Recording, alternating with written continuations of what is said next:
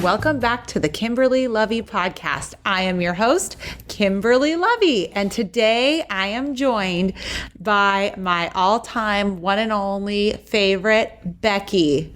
Dun, dun, dun. Becki, stop staring me down like you hate me for doing this. How are you? I'm well, very well. Becki literally has been trying to put this off, you guys, for about a year. Longer. You should see her Since face. she came up with this idea. Becki, people literally, like, you're famous and you don't even know it. I'm not even joking. I think I bring up Becki every single... She's so mad. Every episode. Okay. So for those of you who don't know, Becki is the nanny that we had when I was traveling for work. We found her, and I get this question all the time. How did you find your nanny? And we're going to get into that in a second. But we did find her very oddly and very surprisingly from care.com. And we had been through a million nannies.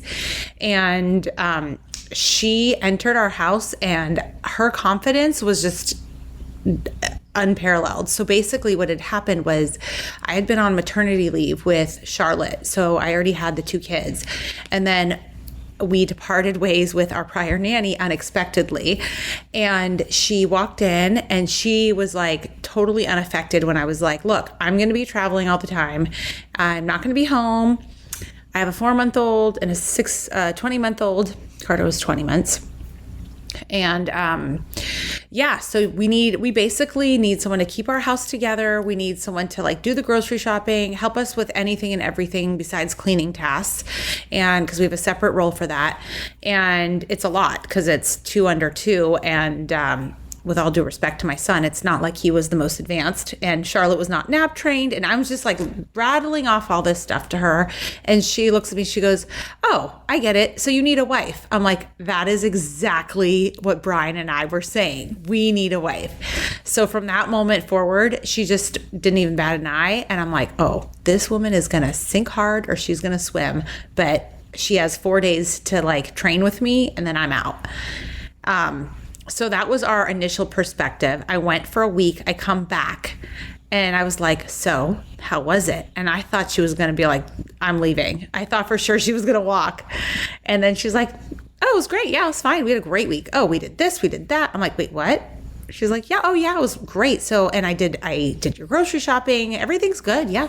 And she was just totally calm. And I'm like, shocked, flabbergasted beyond belief. And then 2 years went by. Now it's been like 5. So Becki is beyond important to us, to say the least. But she's full of knowledge, to say the least. And I want to share her with you guys because you haven't met her yet. So Becki, that was your intro. How are you doing now? It's a hard intro to live up to. I'm good. Yeah, it was easy. I mean, I've been doing this for 30 years, so I've done it a time or 2. I started out, my first nanny job was when I was 17. I just turned 17, and I had a live-in job with 13 and 14-year-olds. So that was the first one, and I kind of did it from there. Having 2 was easy because after I had my son, I took him up to Northern California maybe 6 weeks, and I ended up having 3 under 5, and then one of them had a sibling, so I ended up having a 3-month-old, a 6-month-old, a 2-year-old, and a 5-year-old. Wait, back up. So you had 2 boys, right? I had 1. You had Nathan at that time. Then so who are all these other kids? Tell the people.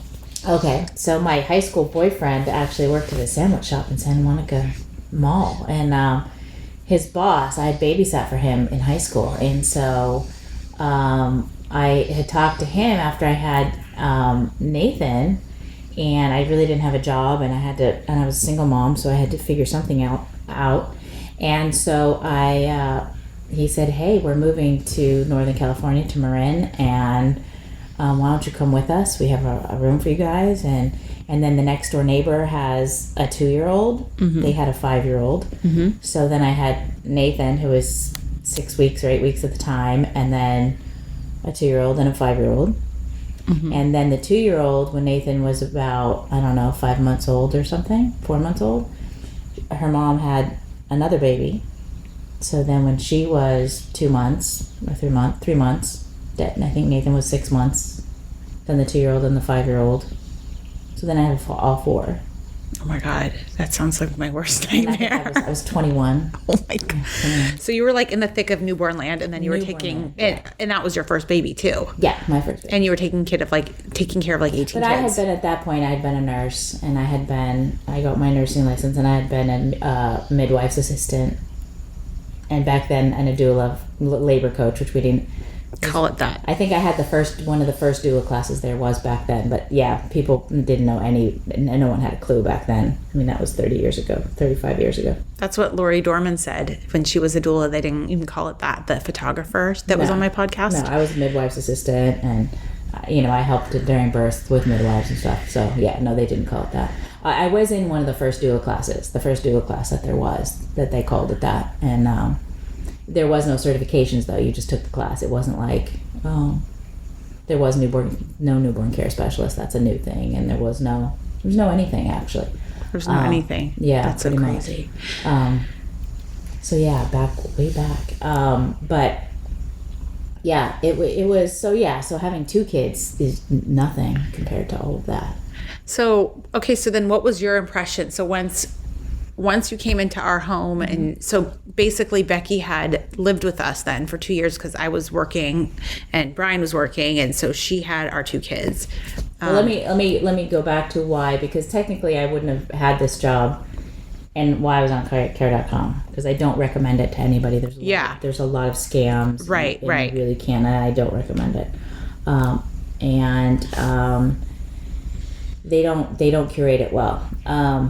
And so I had actually gone, when my kids got older, I really couldn't do this kind of work anymore because their schedules were so crazy, and I was gone every weekend and through the week with sports and you all know how that goes. And so I went back into business, and I was running a cosmetics company and operations manager, and so that's what I was doing. And so when my kids were gone and off to college, I thought, I'm going to do what I like, business. I have to deal with adults, and I don't really want to. So, and all the drama of business and all of that. I call it babysitting adults. Yeah. You'd rather babysit children. I would. They're much more honest. That's for sure. They'll tell you like it is. And so I had to get back in the industry, and even though I had so many years of experience and all of that, none of the agencies would touch me, because if you don't have recent experience in the last 3 years, and so I basically had 20 years experience, 25 years experience, and it did not matter at all. Wow. I said, and I even asked the agencies, I said, so you'd rather have a young girl that has 2 or 3 years experience than somebody that has 25 and has had their own kids? Really? And I was shocked. So I couldn't get jobs through any of the normal channels, so I had to go through care.com. Oh wow. And reduce my rates and do all that stuff because I couldn't. Yeah, you had to lower your everything to re-enter. Kind of like starting over. That's crazy. And we got so lucky. I always say we got so lucky because and I was only going to stay a year. Yep. And because I could get a bigger, one of those jobs, but I fell in love, so I had to stay long. And when Becki told me, I remember at that year mark, she told me, nannies can make, 6 figures. And I looked at her and I was like, if you can find that, you need to take it. Because we cannot, I'm not going to stop you. You rock. You're amazing. And so we kind of had that agreement, and I kind of was on board for her to be open to those opportunities because she wasn't happy when I decided to go, I have to say. No. It wasn't not happy. It was happy for me. No, I wasn't happy for you. I was sucker punched. I felt like someone punched me in the gut. Oh. I was very unhappy when push came to shove, when it was like a real thing. And You were mad for a few days. I was pretty upset. Yeah. Devastated. You know, when you go through like a breakup and you're like devastated, it felt like that. You know, like we were going to lose our wife. That's what it felt like. It was horrible. But let's not focus on the negative. I lured her back. She did. If I have to have another baby, I'll have another baby. I was like, look, I told all you people before, I can have the baby. I never said I'd raise the baby, right? That was my agreement. But to be honest, it was a necessary thing that I leave, because I don't think if I had left, I don't think you would have become a stay-at-home mom. And I think you are a brilliant stay-at-home mom, as I've always told you would be. So it's your fault I'm in this mess. It is my fault. And she always said that she never could do it, that it wasn't in her nature, it's not who she was. And I mean, the first time I took her into Michael's, I thought she would have a panic attack. I was having a panic attack. And, you know, but I always knew she'd be brilliant at it. I always knew she'd be great at it. She has great instincts. And a lot of parenting, that's what it is. It's just really good instincts. And she is great at it. She's brilliant at it, and I'm so glad. I have my moments. I'm Thank so you, glad Beck. she's doing it. I'm so glad. Okay, enough about that. Thank you, though, for that, Becki. More about you. So Becki basically has taken us through every major milestone. So something that I've learned after having a nanny or 2 or 3 or 7 is that not all nannies are created equal. And I think that it would be really brilliant if we can kind of start talking a little bit about what that means, because I realized, like, for me personally, like, I came into having kids not even having changed a diaper. Like, I knew nothing, zero. So what I think is, in terms of like understanding the overall nanny game, is that there's all different levels of nannies, and not all nannies are created equal. And it's almost like I equate it, like if you're talking to a man about this, or a very athletic woman like myself, like someone that understands sports kind of analogies, like I almost equate it to like when you're looking for help in your home, how do you know what you need and how do you hire the right help? And it's like, you have to understand that, like, you got to figure out what player you need for the play that you're trying to make. Like, do you need offense, defense? Like, what are the skills, right? And so every different player on the team has different skill sets, and a nanny is no different. And so it's not like a one size fits all. So I think when you're looking at hiring a nanny, you have to recognize like what you might need today. Like for us in the newborn phase, right? That's one set of skills, versus when I hired Becki needing, you know, a full-blown live-in best athlete. That's another skill. Or do you need more of like a housekeeper that can slot in and do some babysitting? So there's all these different types of nannies out there, and they're not all the same. Now, the thing I want to say about you, Becki, before we really dive in and get your thoughts, is that Becki is really unique in the sense that Becki is probably the only nanny of every single nanny we've ever had. And again, we've had several. She truly is like that best athlete. She truly can slot in any role, which is why we've been able to have her back in a different capacity this time. And that's very rare. Like, I don't think I've ever met anybody like that has those skills. I mean, she truly can take you from newborn all the way through if your kid's 30, okay? Like, she genuinely has like tactical skills about how to raise children at every phase. So she's she's sleep trained our baby, okay, our newborn baby London, because she's a newborn care specialist. She has also come in and nap trained Charlotte at 4 months when I hadn't had that done. She can put them on a feeding schedule as well that kind of works in tandem with their sleep schedule. Then she potty trained both of our kids before 2 years old. I mean, I didn't do any of these things, not a single thing. She's helped us with speech issues. I mean, she's helped us for school, figuring out our school placements. I mean, the knowledge that this woman has is endless, and I'm not trying to sell you. I'm just saying, I'm illustrating that the skill set for nannies, again, is not all, like, it's not normal to have that situation. But Becki, the reason I want her on this podcast is because she is a best athlete, and she is so knowledgeable about all these topics. So have I embarrassed you enough? Yes. Okay. So what should we talk about? Should we talk about So there's a number of things that we should Well, talk I think about. we should maybe talk about the different kinds of nannies there are. Okay, let's talk about them. Yeah. And keep in mind, this is changing right now. There's been a big flux in the last, I'd say, 5 to 7 years, and since the pandemic, massive flux in that there's a huge shortage of nannies right now. So, Why is that? Why is there a nanny shortage? Well, I think when everybody had to stay home, a lot of nannies lost their jobs. A lot of nannies, and like everybody in kind of the lower end echelon, I think, of jobs, they all got more training because training was completely accessible online. They were all, a lot of them were staying home. And so a lot of people trained, and a lot of people increased their skills, and and so now nannies' salaries have gone through the roof. They sure have. We're paying her a fortune. I mean, yeah, I'm a newborn care specialist, but I mean, to be perfectly honest, I had to raise my rates because nannies' rates are going. I mean, mine were lower than some nannies were. But you gave me the friends and family, right? Yes. Tell me I got a deal. You did. You did. My rates are much higher now. But I mean, I'm interviewing because I interview when I finish a newborn care specialist position. Towards the end, I interview nannies to take over and train them, and I was looking at nannies that were charging $50 an hour. So it's definitely changed drastically, and there is a wide range. I mean, but we have, like, a lot of newborn care specialists have been nannies for 15, 20 years. So they've run through the whole gamut. There are some nannies who specialize in ages. Lots of nannies don't want to take adolescents. They don't want to do teenagers or adolescents. It's harder to find those. But you have nannies that you can charge anywhere from $20 to $50 an hour. So there's a pretty big range, and there's a huge push right now. I mean, look, nannies used to be, immigrant workers who worked under the table, who made not a lot of money. It's not like that anymore.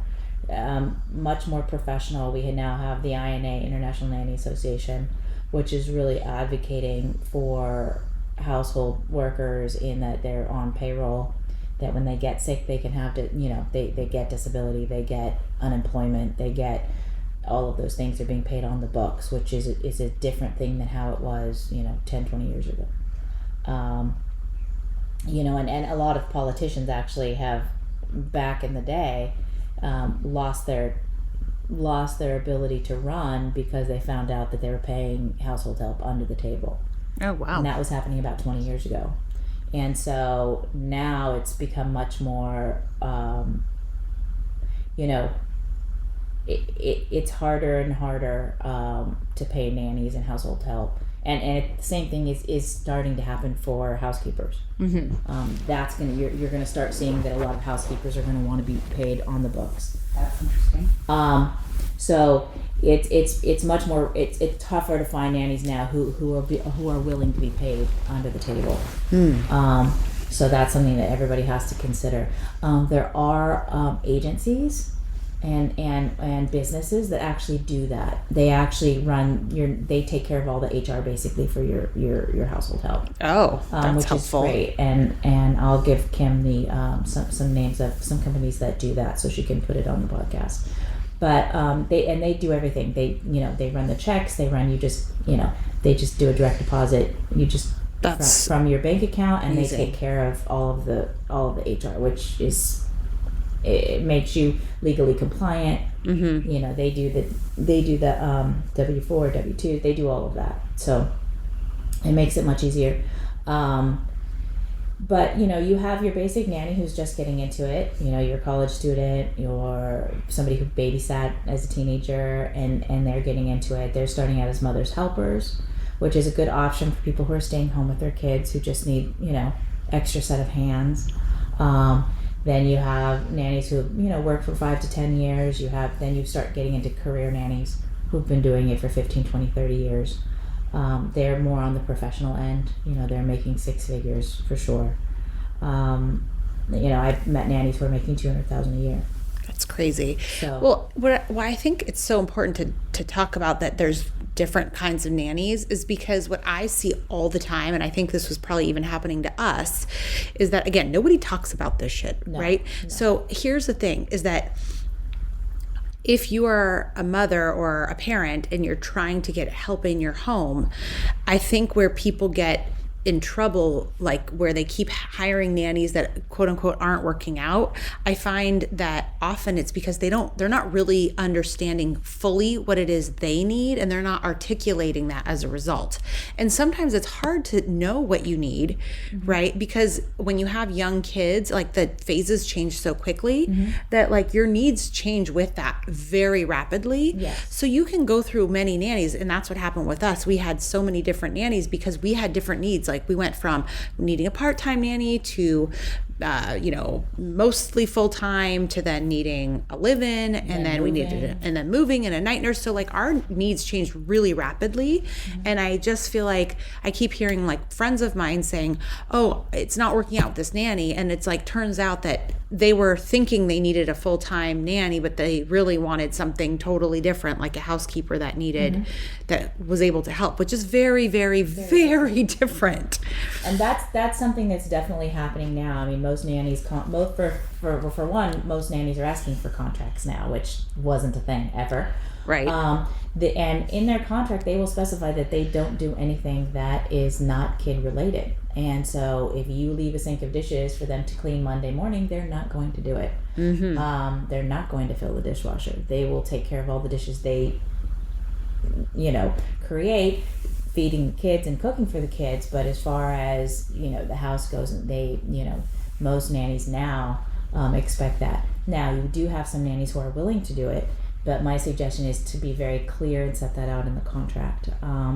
Because, and the other thing that is huge with nannies now is what a lot of nannies are finding happens, and it does happen all of the time, is what's called job creep, where all of a sudden things just start getting added to the nanny's list, that weren't added before, and her job just gets bigger and bigger and bigger, and it just becomes overwhelming. Burnout is huge with nannies. They work long hours. And one thing I want to say to everybody, and this is really important because if you've never been in this kind of work, you wouldn't even think about it, but you have to understand that a lot of moms say, well, I just need her to do what I do, and if I can do it. But no, it's actually a much tougher job than a mom's job. And the reason it is because they're not your kids. You have to be hyper vigilant, much more vigilant than a mother is for her own kids. And I know that sounds kind of counterintuitive, but it's really not. There are things that I would let, and risks I would allow my child to take because it's my child and I felt safe. I knew what they could do, and I felt safe doing it, and I could make that decision. I can't do that with your child. Right. I'm much more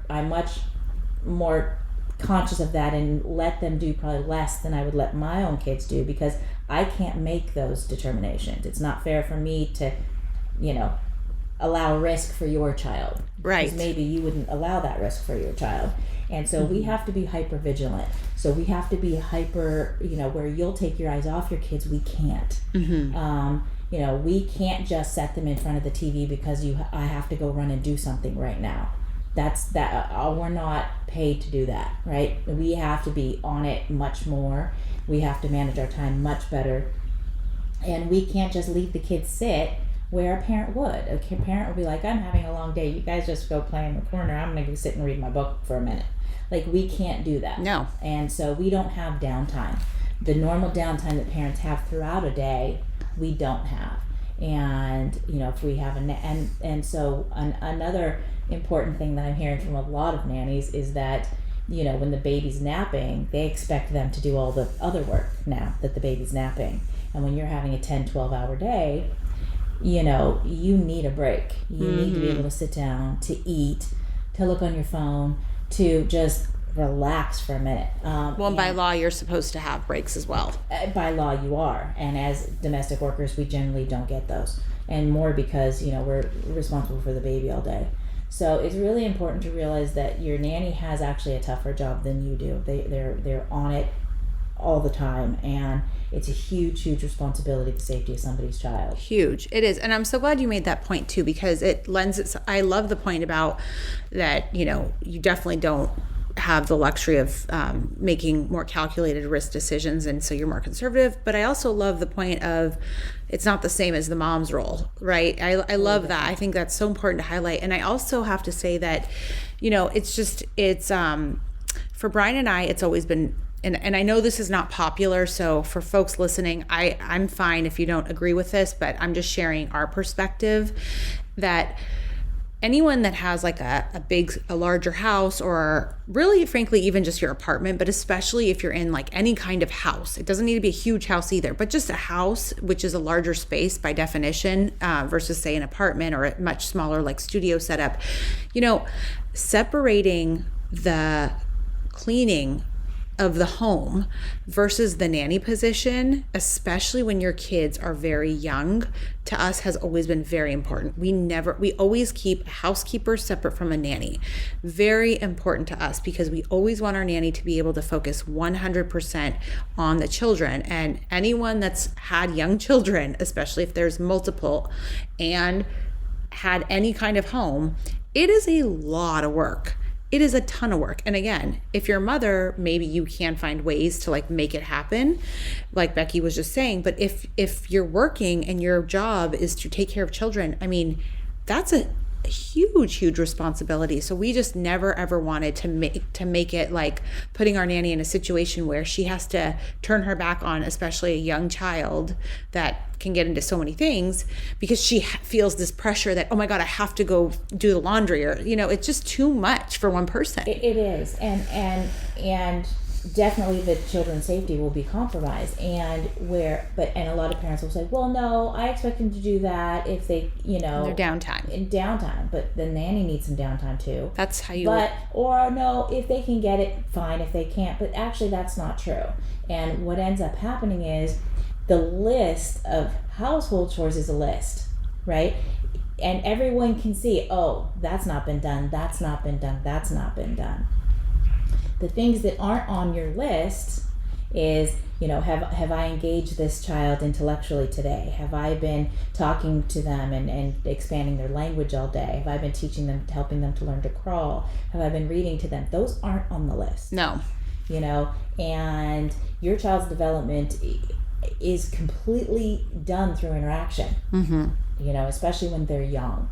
And they need to be engaged. And, if I'm doing laundry all day and cleaning all day and cleaning, that's what gets left on the floor. That's what's left on the cutting room floor. Yeah. Because that's not on the list. Right. And nobody sees that that's not happening. But you will see it later. Yeah. Developmentally, you definitely will see it later. So, you have to really figure out what's important to you. And if the cleaning is important, then you do need a housekeeper, because it really is too much. Unless you're home and you really just need an extra set of hands, then you can have a housekeeper that can, watch the baby for an hour. Right. But put down the housekeeping. Right. But know that you're going to have to lessen that person's tasks for the day. Right. Like when you were living in, and obviously we have Nelly separately, who is our cleaning person. Mm-hmm. She's part of the dream team, as I call everyone that helps keep our lives somewhat together. You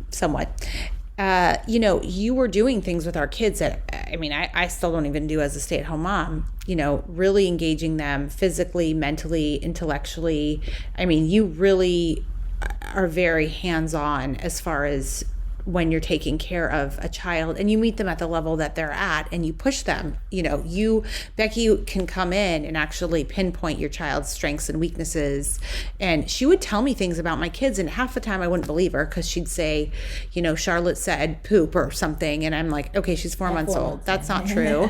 But so she really gives a full focused attention. And I use that as an example of what good looks like, because here we had a high functioning situation where she didn't have to be distracted by all this cleaning. And then when she had her time and her undivided attention, because we were able to find such a stellar person, she really could nurture our kids when I wasn't even home. So that's where the vetting process becomes so important when you're really looking for these nannies.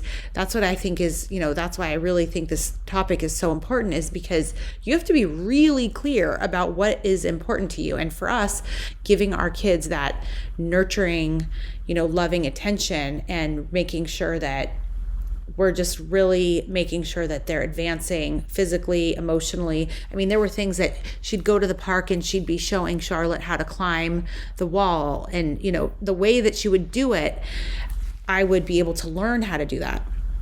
Which is probably another thing to say is like, if you find that you have an awesome nanny, and believe me, I know it doesn't always work out that way, but we've had the luxury of having a couple really fantastic nannies, Becki being, obviously the top one.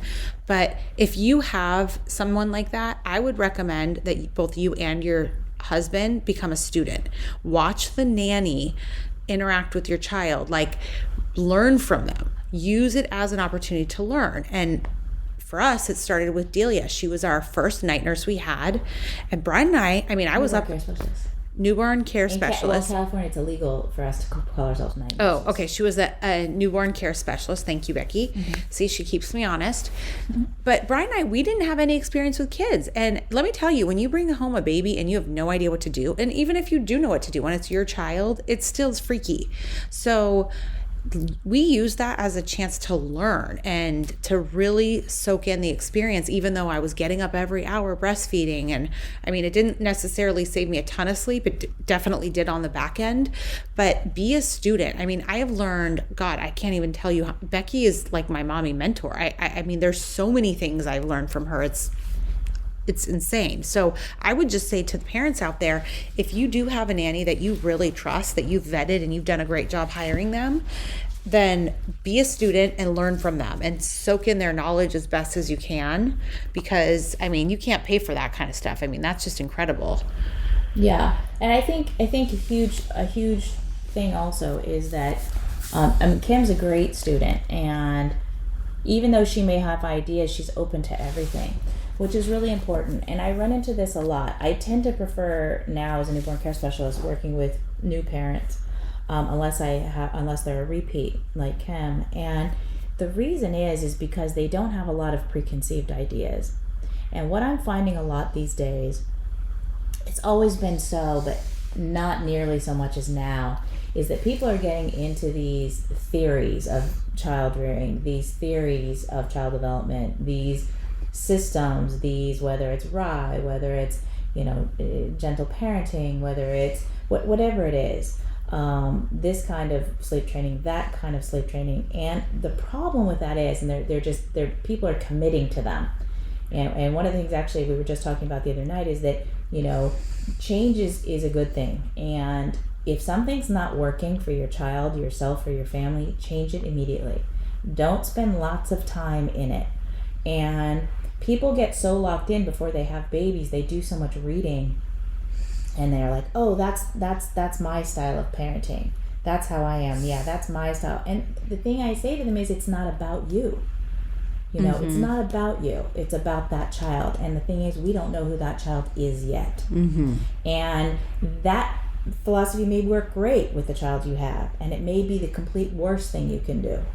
I've seen babies that have had parents who've ascribed to strict RIE and ended up in physical therapy, ended up in speech therapy, because that child it wasn't the right child for that philosophy and for those tools. Now, do I use some tools from RIE? Sure, I use tools from everything. And what I do is, the key is to figure out who your baby is. Yeah. And we all can relate because we all have learning styles. And we all know that if we're not taught in the learning style that we learn in, it's much tougher for us to learn. Well, that's true of babies. And they all have their own temperament and their own personality. I've met kids who need a strong, tougher hand. And gentle parenting is great, and the talking and the explaining, all of that is great for some kids. For some kids, it's terrible, and it makes it much worse. Yeah, like Charlotte, for example. Let's use my kids as our case study, shall we? Because I'm not bashful. My granddaughter is the same. Charlotte is okay. So my friend Julie calls Charlotte because her daughter is similar in certain regards. So we call them our spirited daughters. Spirited, very spirited. Yes. So like gentle parenting with Charlotte, for example, who has her own independent ideas of how things should and shouldn't go. Yes. And I love that independence, right? Like to me, I see leadership. These are kids who, when they're adults, you will never worry about them. Right. No, but it's as true. Children, you have to fall. They have to fall in line, right? And so that's the perfect example of if I let Charlotte do gentle parenting all day, my God, she would be steamrolling over everybody and would be terrifying. So it just won't work for her. And again, like I'm proud of her, of all of those qualities that she has, the independent thinking and that she wants all of these things, the way she wants them. Those are all traits of a leader. So I'm not blind to that, and I'm not downbeating my child. I'm just being honest about what she's going to need for as far as support from a parent or from a nanny. How can we channel her and her energy in a positive fashion and keep her in line? I don't want her running my home. And we also have to look at the fact of, what world are we raising? I mean, are we raising these kids? Are we trying to give them an idyllic childhood? And then they are adult and the bubble pops and, oh my gosh, the world's not like that? Or are we trying to prepare them for the life they're going to lead? And part of preparing them for the life they're going to lead is looking at where they're going to be and what they're going to be. Now, gentle parenting is great, and I use aspects of it myself. I use aspects of all parenting styles.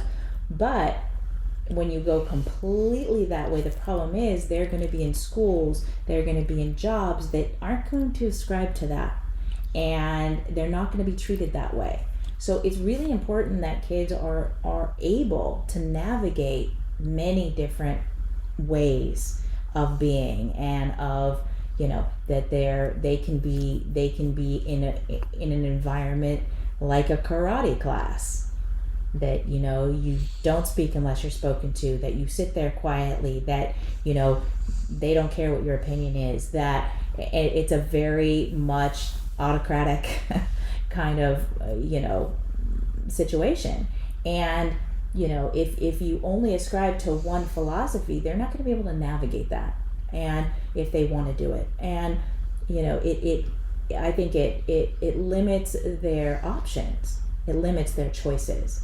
So the important thing is to really study all parenting styles, and to really look at all of the different toolboxes there are, and all of the different tools, and have them at your disposal. How do we find those? Pick, choose.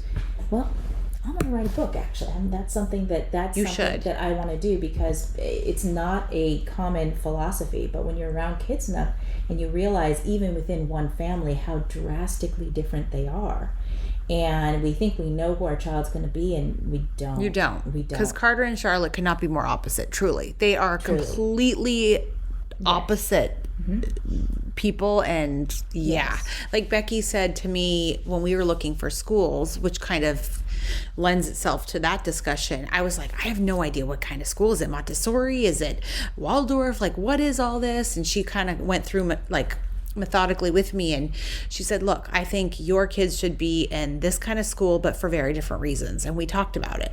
And so I didn't have a preconceived decision made, like they're definitely going to be in this type of school or that type of school. I was like open to it, but I was like, I don't understand all these options. It's confusing as a parent when you don't know what the options are. And then how do you, so I mean, one thing I can say about choosing a school, right? Once you get to know your child, you understand who they are.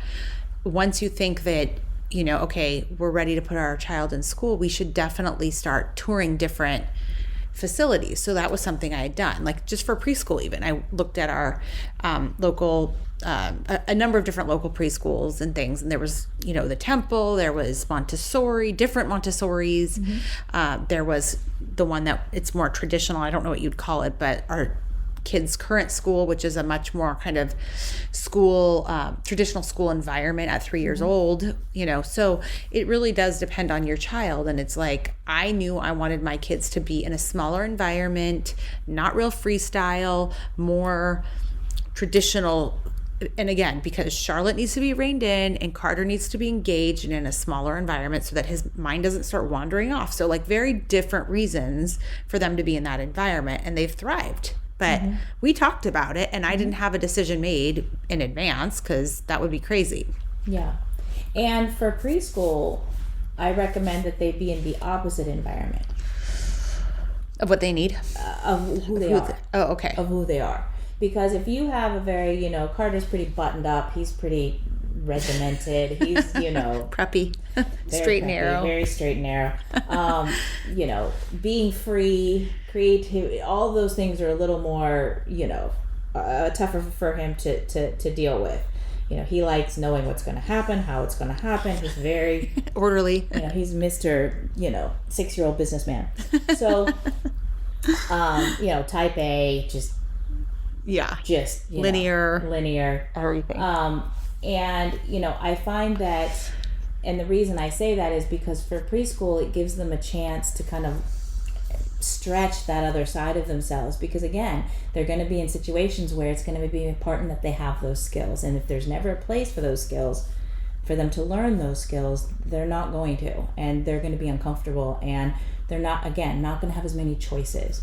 And for me, for kids, you're raising these kids, you don't know what their life's going to be, and they're different people than you are, and you want them to have as many choices as possible when they get older. And so and he was, his preschool was definitely more loose. Yeah. It wasn't so, and then when it's time for regular school, they tend to do better and, kind of more geared to who they are. And there's schools for every kind of child, and as well as homeschooling, which I did as well. And so, trying to get people out of, I'm going to lock into this childcare philosophy, I'm going to lock into how I'm going to raise these kids. You can't know how you're going to raise a kid that you don't know yet. Mm-hmm. You kind of have to be really open to figure out what is their temperament, what is their personality. Well, and you really study kids. I mean, even with baby London, she will stay up and stare at my child and tell me, oh, well, she puts her hand in her mouth. Stare at the monitor anyway. She stares. I mean, she will sit there and she really, in fact, not to speak for you, but you said one thing you love about working with newborns is figuring them out. It's like a puzzle. Yeah, it's like a puzzle. See, that's what drives puzzles. Most of us crazy, is like, we don't know who this child is. It's just this newborn that we have to feed, and it's screaming at us and we don't know why, and it's hard. Oh, to me, it's so cool watching their personalities develop and figuring out like who they are, because they're already that person when they're born. Yeah. And that's the other thing. They're the same person they were inside you. Yeah. And if you look, you can really see. Yeah. If you pay attention to the movements and what they did in utero, they're the same. So who's baby London? How do you characterize her so far? She's not even 3 months old yet. She's such a combination of the other two, really. She's very, very sweet. But she knows what she wants, and she's very insistent about it.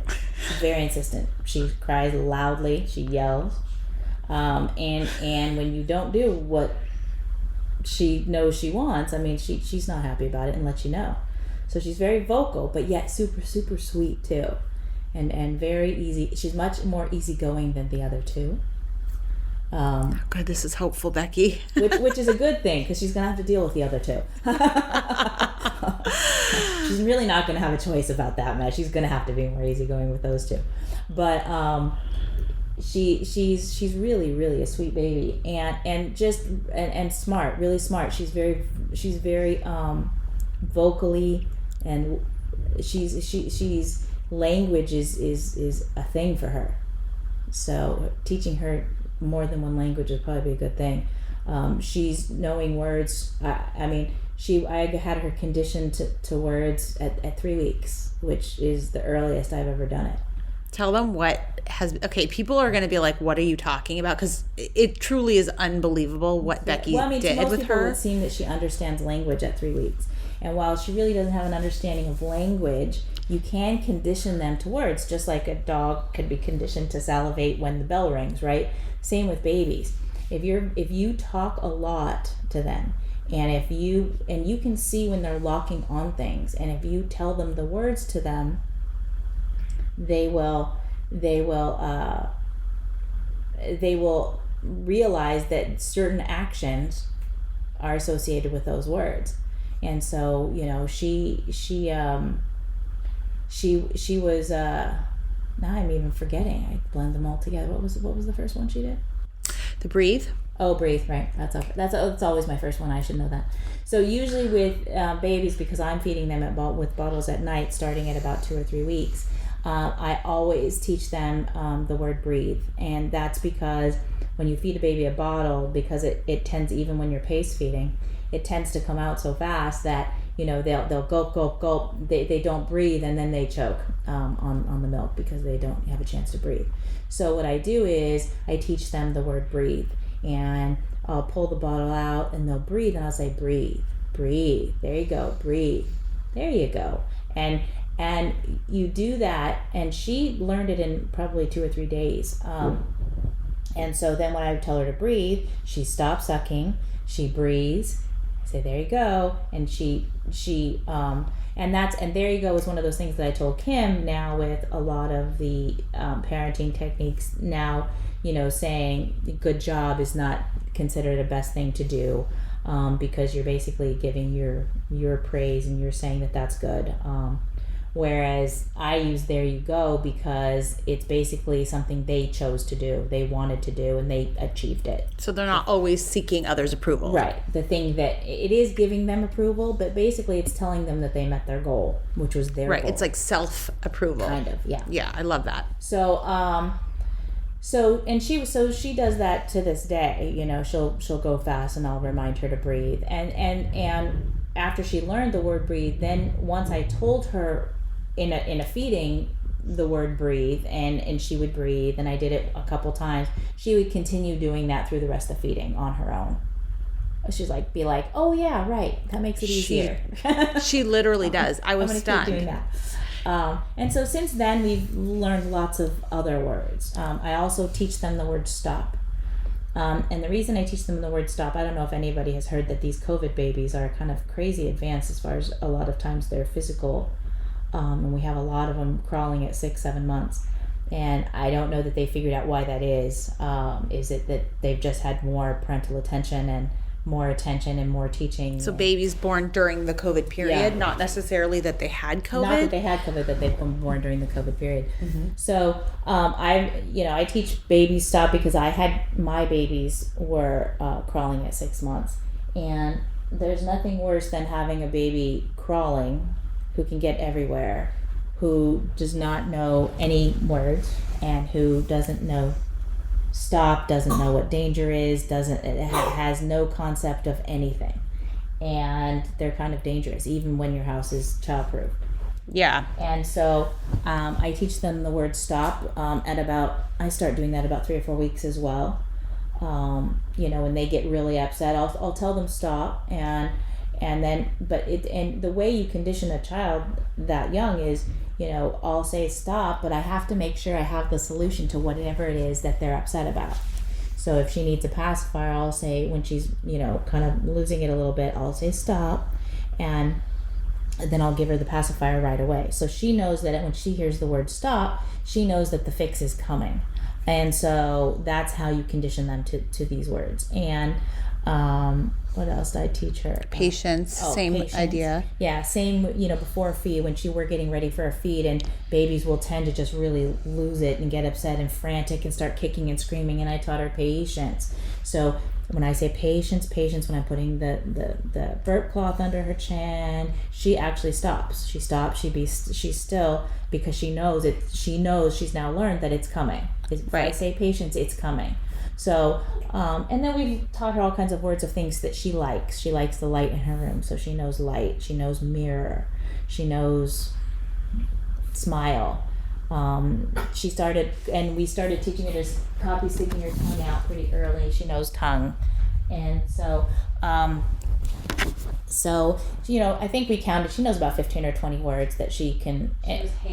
She knows hand. But she'll also follow direction. In other words, you'll tell her something and she'll do it because she's associated the two things. And it just makes things much easier. And babies and infants are so much more aware and capable more than we know, more than even the experts know. It's true. And I think she's trying to be on the podcast right now because she is trying to wake up right now. Do you hear? We have a new customer. She's not really, she's been passed out, by the way. There we go. Hello, baby London. Do you want to be on the podcast? Are you awake? Good morning again. Hi. Little schlufferkin lady. Mama's right there. Hello, baby. Where is she? Hi. Hi, how was your nap? There she is. There's Mama. Hi, Mama. She waves. Oh, she waves.